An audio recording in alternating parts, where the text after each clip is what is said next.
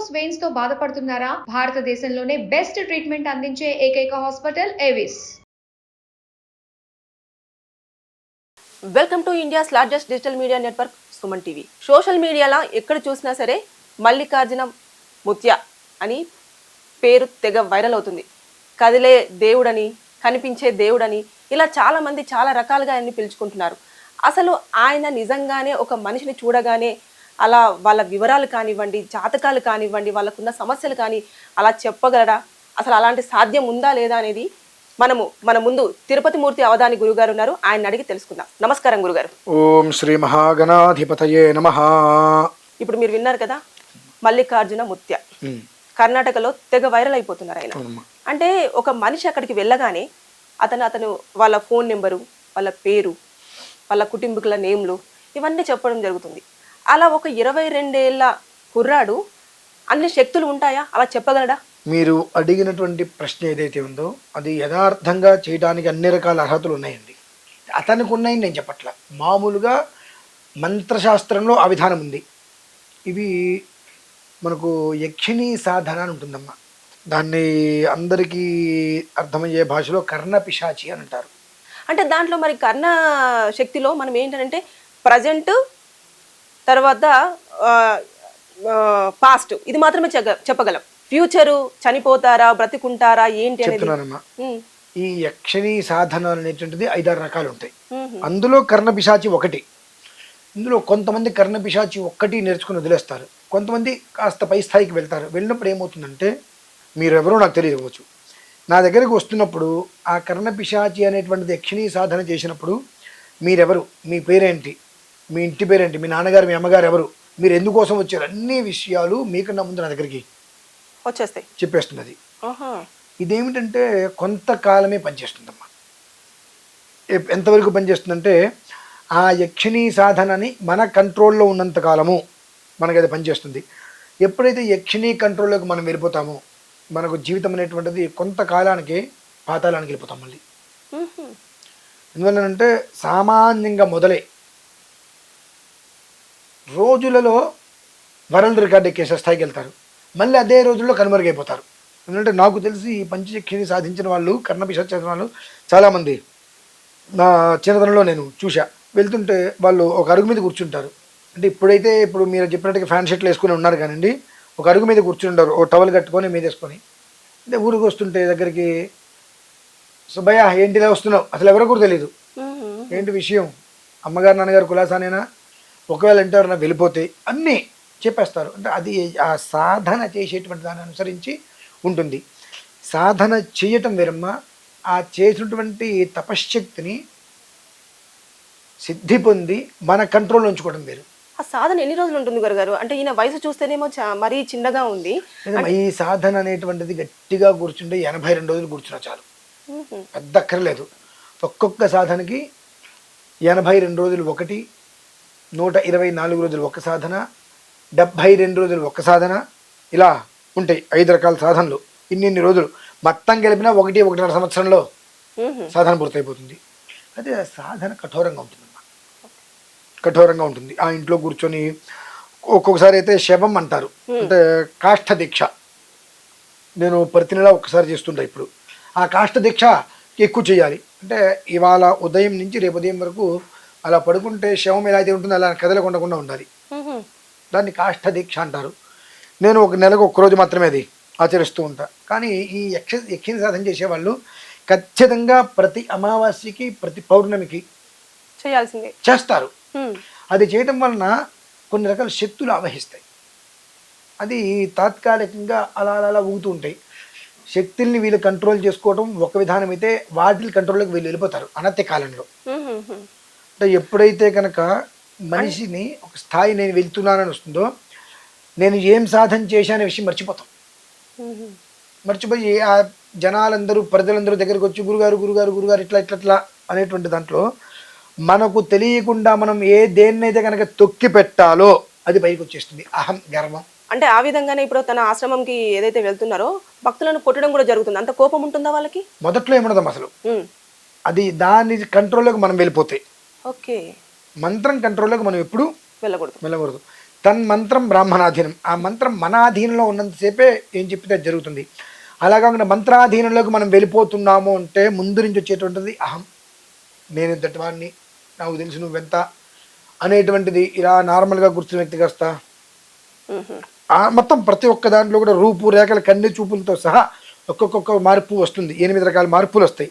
అది గమనించుకోకపోతే కంప్లీట్గా ఆ మనిషిని ఆ మంత్రం వశం చేసుకుంటాయి. ఆ మంత్రం వశం చేసుకుంటే మళ్ళీ కొన్ని రోజుల తర్వాత కనుమరుగైపోతారు. ఉండరు ఇక్కడ, యథావిధిగా మూల స్థానానికి వెళ్ళిపోతారు. అంటే ఇది సాధించటం ఎంత తేలికో దాన్ని అనుసరించడం అంత కష్టమమ్మా. ఇప్పుడు మీరున్నారు, మీరు 1 సంవత్సరం ఉండరు నాది కాదని ముక్కు మూసుకుంటే ఇన్ని రకాలు మీకు సాధించేస్తారు. కానీ దాన్ని అనుసరించడం అనేటువంటిది అంత తెలియని విషయం కాదు. అనుసరించడంలో కనుక ఏమాత్రం తడబాటు పడ్డా ఈ ఏదైతే మీరు మంత్ర సాధన చేశారో ఆ మంత్రమే ఆ మనిషిని తినేస్తుంది మళ్ళీ. ఓకే, అంటే ఇప్పుడు వాళ్ళ నాన్నగారు ఉన్నారు, మల్లికార్జున ముత్య వాళ్ళ ఫాదరు హనుమంత రాయ్ ముత్య. ఆయన కొద్ది కాలం క్రితమే కాలం చేసిన తర్వాత ఈయన మళ్ళీ ఈ శిక్షలోకి రావడం జరిగింది. అలాగే ఇప్పుడు భక్తులందరినీ కూడా ఆకట్టుకోవడం జరుగుతుంది. అంటే ఆయన చనిపోవడానికి రీజన్ మీరు చెప్తున్న మంత్రమే అయి ఉండొచ్చా? మనం ఎవరిని ఏ కారణం చేసి తప్పు పట్టద్దు. అంటే వయోధర్మం కూడా కావచ్చుగా, చెప్పలేం. 2, 10 మందికి ఉపకారం చేసిన వాడు తొందరగా చనిపోతాడు. 10 మందికి ఉపకారం చేస్తే ఆ 10 మందికి సంబంధించినటువంటి అన్ని రకాల ఇబ్బందులు ఆ మనిషిని ఇబ్బంది పెడతాయి. ఆ ఇబ్బంది పెట్టినప్పుడు ఏమవుతుందో తనను తాను మళ్ళీ మొదట్లో 1.5 సంవత్సరం కూర్చొని జపం చేసుకున్నట్టుగా ఇప్పుడు మళ్ళీ కొన్ని రోజులు కూర్చొని జపం చేసుకోలేడు. ఈ తన తీసుకున్నవన్నీ వదిలించుకోవడానికి ఎందుకు చేసుకోలేదు అంటే తెల్లవారితే గొర్రెల మందలాగా వీళ్ళందరూ వాళ్ళ కష్టం చెప్పుకోవడానికి. ఇంకా అంటే ఇంతమంది ఇన్ని కష్టాలు చెప్పుకుంటే ఆయన పరిస్థితి ఏమవుతుంది, ఆయనకి 1 వారం రోజులైన సమయం ఇస్తే మళ్ళీ పురస్కారం చేసుకుంటారు కదా అని ఆలోచన వరకు ఉండదు.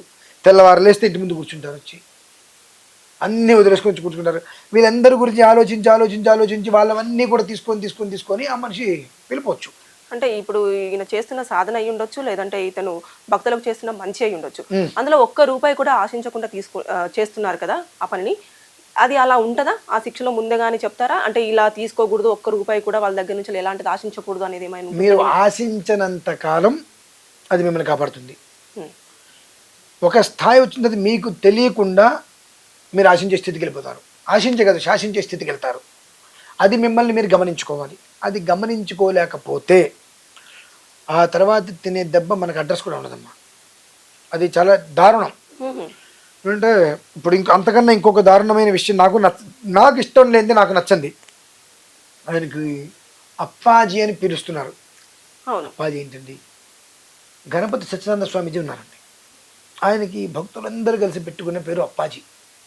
మా అందరికి అప్పాజీ అంటే ఆయనే. అంటే దానికి ఒక అది చాలా బ్రాండెడ్ నేమ్ అన్నట్టు.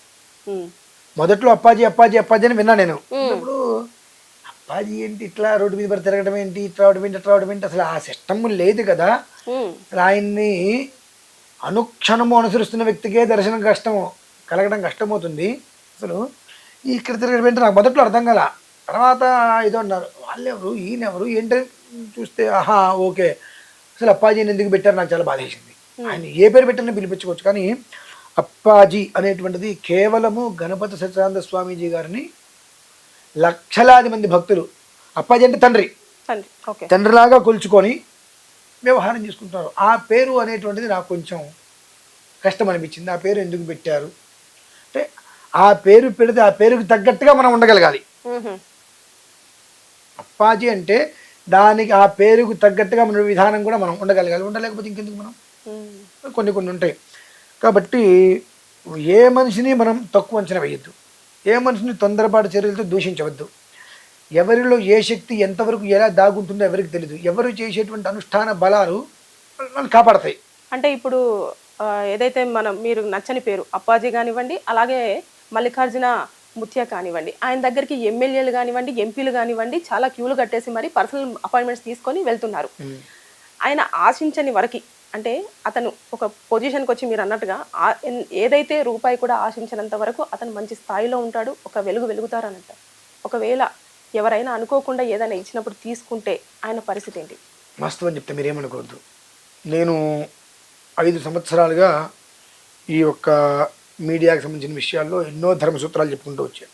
నా లిమిట్ నాకు తెలుసు, నేను ఎలా ఉండాలి, నా మంత్రానుష్ఠానం ఏంటి, నా శక్తి ఏంటి, ఆ శక్తిని నేను కాపాడుకుంటూ ఉండాలంటే నేను ఎప్పటికప్పుడు ఎలా ఉండాలి? ఎగ్జాక్ట్లీ. నా ఇంట్లో నా నిత్య దేవతార్చన అవ్వందే నేను ఒక మనిషితో మాట్లాడను, గడప దాటి బయటికి రాను, మానే అవతలికి పో అంట. నువ్వు రాకపోతే నాకు వచ్చే నష్టం లేదు, నీకు చెప్పకపోతే నాకు గడవదనేటువంటిది లేదు, నీకు చెబితేనే నాకు గడుస్తున్నటువంటిది లేదు. నా జీవితం నాకుంది కాబట్టి నా విధానం పూర్తయిన తర్వాతే నీకు నేను అపాయింట్మెంట్ ఇస్తాం. అది అన్ని విధాలా నేను ఇవ్వదలుచుకున్న రోజు నాడే ఇస్తా, నాకు అమ్మవారిని జన్మది వచ్చినప్పుడు. విధానం 2. 5 సంవత్సరాల నుంచి నేను సుమారుగా 4-5 వేల వీడియోస్ చేసినప్పటికీ కూడా చాలా లిమిట్గానే కనిపిస్తూ ఉంటా. కంటిన్యూగా పిలిచిన ప్రతి ఛానల్కి వెళ్ళను, ఇంటర్వ్యూస్ ఎవరికి ఇవ్వను. ఇక్కడ ఏమవుతుందంటే మనం ఓవర్గా పబ్లిక్లోకి రానంత వరకు మన కంట్రోల్ మనం తప్పం. మనం ఓవర్గా పబ్లిక్లోకి వచ్చినప్పుడు మనం ఎలా ఉన్నప్పటికీ మన పరిసరాల్లో కొంతమంది వచ్చేస్తారు, మా గురుగారు ఇట్లా అనుకుంటూ. వాళ్ళు చేసేటువంటి పనులకి మనం బలవాల్సి వస్తుంది.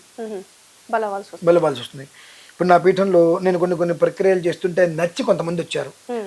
గురుగారు ఇలా మీరు చేసే విధానం నేను ఎప్పుడు చూడలేదు, అందరూ ఏదో చేద్దాన్ని అనుకుంటారు తప్ప చచ్చినా బ్రతికిరా చేసి తీరవలసిందే అని ముక్కు అంటే ఏది ఏమైనా పని జరగవలసిందే అనేటువంటి తాపత్రయపడి చేస్తున్న వాళ్ళు మేము చూడలేదు గురుగారు. ఇవాళ నుంచి మేము మీతో జర్నీ చేస్తామని వచ్చిన వాళ్ళు చాలా మంది ఉన్నారు. మీ ఇష్టం రండి. కొంతకాలం దాటిన తర్వాత చేసే ప్రక్రియలో ఇప్పుడు ఇంత ఖర్చు అవసరమా అనేటువంటి మాటలు కూడా వాళ్ళే మాట్లాడారు. మనం ఏం చేయాలి? పక్కకి పెట్టేయాలి వాళ్ళని. నేను ఏదైతే చేస్తే మీకు నచ్చి నాతోటి వెనకాల ఉండి ఉన్నారో కొన్ని రోజుల తర్వాత, అంటే ఎట్లా, నేను కొన్ని విషయాలు ఇది మీరు చూసుకోండి, ఓకే మీరు సేవా బాధ్యతతో ఉంటున్నారు, సేవతో ఉంటున్నారు కాబట్టి ధర్మంగా ఉంటారు కదా, ఇది మీరు చూసుకుని అప్పగిచ్చేసినప్పుడు ఆటోమేటిక్గా ఇది నాది కదా, నాకు ఇచ్చేశారు, ఈ బాధ్యత నాది అన్నట్టుగా అది ఒక బాధ్యత మనం నిర్వర్తిస్తున్నాం అనేది అనుకునే దానికన్నా దాని మీద నాకు ఆధిపత్యం అన్న రీతిలో మనిషికి వచ్చేస్తుంది. వచ్చేసేసి దీనికి ఇది అవసరమండి అనే స్థాయి ఎప్పుడైతే వస్తుందో ఆ మనిషిని అంటే నువ్వు కట్టడి చేయలేకపోయావా, ఆ ఒక్క మచ్చ నీకు అంటకి తప్పదు. వాళ్ళెవ్వరిని అనరు. ఎండ్ ఆఫ్ డే అక్కడ ఉన్నది ఎవరు అయితే ఇప్పుడు మీరు చెప్పినట్టుగా ఆయన పేరు ఏదో ముత్య. ఆయన ఎవ్వరు ఏం చేసినా మంచైనా చెడ్డైనా ఆయనకే వస్తుంది. అంటే ఇక్కడ ఏంటంటే మనం ఎలా ఉన్నాము, మనతో ఉన్న వాళ్ళు ఎలా ఉన్నారనేటువంటి విషయాన్ని మనం ఎప్పటికప్పుడు పసిగట్టి గమనించకుండా కనుక వదిలేసి వాళ్ళు చేసుకుంటారు అంటే చెడ్డ పేరు వచ్చేది మనకి. అంటే ఇప్పుడు మల్లికార్జున ముత్య గారికి శక్తులు ఉన్నాయంటారు మీరు? ఆయనకి శక్తులు ఉన్నాయా లేవా అనే విషయం గురించి నేను మాట్లాడట్లేదమ్మా. అలా చెప్పేటువంటి శక్తులు ఉన్నాయి అంటున్నా. విద్యలు అలా చెప్పడానికి కర్ణపిశాచి ఇటువంటి కొన్ని విద్యలు ఉన్నాయి. ఆ విద్యల్ని నేర్చుకోవడం చాలా సులువు, ఈజీగా వచ్చేస్తాయి. దాన్ని అనుసరించడం కష్టం. దానివల్ల మరి మనకు పాస్ట్ ప్లస్ తర్వాత ప్రజెంట్ మాత్రమే చెప్పగలుగుతున్నాం. తెలుస్తుందా? నాకు పంచయక్షిణి 5 రకాలు ఉంటాయి యక్షిణీలు. ఆ 5 మన దగ్గర ఉంటే ఫ్యూచర్ కూడా మనం చెప్పేస్తాం. అది పెద్ద సమస్య కాదు. ఎప్పుడైతే నువ్వు ఫ్యూచర్ చెప్పినప్పుడు అవతల వ్యక్తికి ఇన్ టైంలో జరిగిందో ఆ టైంలో అతను నీ మీద పెట్టుకునేటువంటి ఎక్స్పెక్టేషన్స్ చాలా ఎక్కువ ఉంటాయి. ఎప్పుడు కూడా నీ మీద ఎక్స్పెక్టేషన్స్ పెట్టుకోకుండా నువ్వు చెప్పాలి. అవతల వ్యక్తికి నువ్వు చెప్పగలిగినటువంటిది ఆ మనిషి ఏ స్థితిలో కూడా నీ మీద ఎక్స్పెక్టేషన్స్ పెంచుకోకూడదు. ఒక మోస్తరు ఉండొచ్చు, మా గురువుగారు అన్నట్టుగా పెంచుకున్నావా అది నీకే ప్రమాదం. ఎందువల్లనంటే నేను 100 మంది గురించి ఆలోచించాలి, నీ ఒక్కడి గురించి నేను ఆలోచించలేను. 100 మంది గురించి ఆలోచిస్తున్నప్పుడు నీకు ఇవాళ నేను చెప్పింది ఇవాళ అయింది, రేపైంది, ఎల్లుండైంది, అవతల ఎల్లుండైంది, ఆ తర్వాత నీకు ఎక్కడో చిన్న మిస్టేక్ వస్తుంది. వెంటనే నీకు ఏమవుతుంది, ఆయన నమ్ముకుని నేను దిగాను, నేను నష్టపోయాను, ఆయనే ఇది కారకుడు అంటావు. కాబట్టి ఏంటంటే నెవర్ ఎక్స్పర్ట్. నీ కష్టం చెప్పుకోవడానికి వెళ్ళావు, నీ కష్టం చెప్పుకున్నావు, బాబు ఇది చేసుకుని నువ్వు బాగుపడతావు. నువ్వు చేసుకుంటావో చేసుకోవో అది నీ ఇష్టం. నువ్వు చేసుకునే విధానాన్ని అనుసరించి, నీకు చేసేటువంటి వ్యక్తిని అనుసరించి, ఆ మంత్రశక్తిని అనుసరించి అది ఉంటుంది. నువ్వు ఎవరి దగ్గర చేసుకున్నావు, అదృష్టవంతుడు అయ్యావు, ఆయన దగ్గరికి వచ్చి నువ్వు ఒక పువ్వు ఇవ్వక్కర్లా, సెట్ అవ్వలా, ఆయన మీద రాయి ఎక్కర్లా, నీకు రెండిట్లుగా అర్హత లేదు. నువ్వు చెప్పుకోవడానికి వెళ్ళా, నీకు చెప్పారు అంతవరకే. అది మనం తీసుకోలేదు. ఎందుకంటే ఈ పంచజక్షిణి సాధన అనేటువంటిది ఒక స్థితి వరకు మనిషిని నిలబెట్టేస్తుంది ఖచ్చితంగా. ఇప్పుడు ఇతని కర్ణపిశాచి సాధన అని చెప్పేసి అన్నారు కదా, అతనిది కర్ణపిశాచి. మీరు జర్నలిస్ట్ గా చాలా చక్కగా ఇరికించే ప్రశ్న చేస్తున్నారు. అతనికి కర్ణపిశాచి యక్షణ సాధన అతనిదే నేను అనట్లా. చెప్పటానికి ఆ విద్యలు ఎక్కువగా ఉపకరిస్తాయి అంటున్నా. ఓకే, ఒకవేళ అలా ఉపకరించినా కూడా ఇప్పుడు ఆయన నార్మల్ లైఫ్ లీడ్ చేయవచ్చా? అంటే కారు ర్యాష్ గా డ్రైవ్ చేస్తాడు, రూడ్ గా ఉంటాడు, నార్మల్ ఎట్లయితే ఉంటారో అట్లనే ఉండొచ్చు. వాళ్ళకి ఒక వీడియో చూపించుంటారమ్మా, నియమ నిబంధనలు మీకు ఒక వీడియో చూపించుంటారా? మొన్న నేను బైక్ రేసింగ్కి వెళ్ళాను, నేను నా స్నేహితులతో KTM మీద బండి 140 స్పీడ్ మీద వెళ్ళా. ఎప్పుడు కూడా మంత్ర విధానం వేరు, కుటుంబ విధానం వేరు, రెండిట్లని కలపకూడదమ్మా. మీకు ఈ విషయం గురించి మీకు పూర్తిగా అవగాహన రావాలంటే భక్త తుకారాం గారు, ఆయన ఒకసారి మీరు స్ఫురణకు తెచ్చుకుంటే ఆయన దాంపత్య జీవితం వేరు, దైవ జీవితం వేరు, రెండు జీవితాలు ఆయన విడివిడిగా పెట్టుకున్నాడు. సో ఆయన కారు తోలుకుంటే మనకెందుకు? ఇదే అనుకుంటా నేను. ఒక పేరు వచ్చిన తర్వాత ఆయన బండి తోలాడు, కారు తోలాడు, స్పీడ్ నీకెందుకు? అయ్యా కారు తోలితే బండి తోలితే నీకెందుకు? యాక్సిడెంట్ అయింది, పోతే ఆయనగా పోయేది, నువ్వు కాదుగా పోయేది, నీకెందుకు? ఆయన గురించి ఆయనకు తెలీదా? పక్కవాడి జీవితంలో వేలు పెట్టి భూత పెట్టి తోలాల్సిన కర్మ నీకెందుకు? ఆయన వ్యక్తిగతంగా ఆయన భార్య పిల్లల నీకు అనవసరం. వ్యావహారికంగా నీకేం చేశాడు, 10 మందికి ఏం చేస్తున్నాడు, అంతవరకు నువ్వు ఆలోచించుకోవాలి. ఆయన కారు రాశిగా తోలుతాడు, నీకెందుకు అవన్నీ కూడా? ఆయన మనిషే కదండి, కాదా? ఇప్పుడు దైవాంశ సంభూతులు శ్రీకృష్ణ పరమాత్మ, ఆయన ఎన్ని లీలలు చూపించాడు, అన్ని లీలలు చూపిస్తాను దేవుడు కాకపోతాడా? తప్పది. మనము అంటే నార్మల్ గా లీడ్ అంటే ఆ లైఫ్ వేరు, ఈ లైఫ్ వేరు. కాకపోతే మనం ఈ ధ్యానం ఒక మాట అడుగుతాను, చెప్తారా? ఇప్పుడు కాసేపు అతన్ని పక్కన పెడదాం, నేనే ఉన్నా, నేను అగ్నిహోత్రంలో దిగుతానని చెప్పి రకరకాలుగా ఎన్నో వ్యవహారాలు ఉన్నాయి, నాకు భార్య పిల్లవాడు ఉన్నారు, నేను వైదికంలోనే ఉండాలి, మడిగట్టుకునే ఉండాలి అనే ఒక ఉద్దేశ్యంతో నా భార్య పిల్లల గురించి నేను పట్టించుకోకుండా నువ్వు ఇంట్లో మడిగట్టుకుని పెడతావా పెట్టవా, నేను ఒక సినిమాకి తీసుకెళ్ళిన, చిత్రానికి తీసుకెళ్ళిన, రోడ్డు మీద తీసుకెళ్ళిన, ఇలానే ఉండాలంటే ఆ అమ్మాయికి కొన్ని కోరికలు ఉంటాయిగా. అందరిలాగా బయటికి వెళ్ళాలి, కాసేపు సినిమాకి వెళ్ళాలి ఉంటుందిగా. వెళ్ళకుండా ఏదైనా చిన్న మిస్టేక్ వస్తే ఇదే మీడియా ఏం చేస్తుంది? ఇంట్లో ఆయన ఇక్కడికి వచ్చి మీడియా ముందు కూర్చొని చెప్తున్నాడు, ఇంట్లో పిల్లానికి కూడా సుఖపెట్టట, పిల్లాన్ని బయటికి తీసుకెళ్ళట, అటువంటి వ్యక్తి ఉంటే అంతా పోతే ఇదే తీసుకొని వస్తారు. అంటే రెండు జీవితాలు వేరుంటాయి. ఆ భార్య నా పిల్లవాడి కోసం ఈ జీవితాన్ని పక్కన పెట్టేస్తా, ఇక్కడికి వచ్చినప్పుడు ఆ విషయాన్ని పక్కన పెట్టేసుకుంటా. సో నువ్వు ఆ రెండు జీవితాలని కలపకుండా విడివిడిగా పెట్టుకో, దానికి ఎలాంటి దోషము లేదు. అంతేగాని నేను పూర్తిగా నా భార్య పిల్లలతో ఉంటే ఇటు వదిలేస్తా అంటే అది కష్టం. నేను దేవుడి దగ్గరే ఉంటాను, వాళ్ళతో నాకు సంబంధం లేదంటే అది కష్టమే. నాలుగుకి రెండు వైపులా పదును ఉండాలి, రెండు పళ్ళ మధ్యలో నాలుగు ఉండాలి. Thank you sir.